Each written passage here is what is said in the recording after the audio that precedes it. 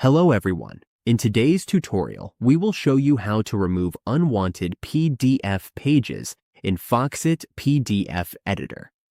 This is a great way to clean up your documents and keep only the pages you need.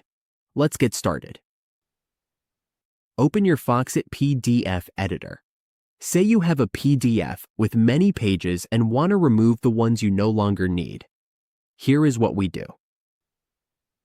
Select the page you want to delete, then right-click on it.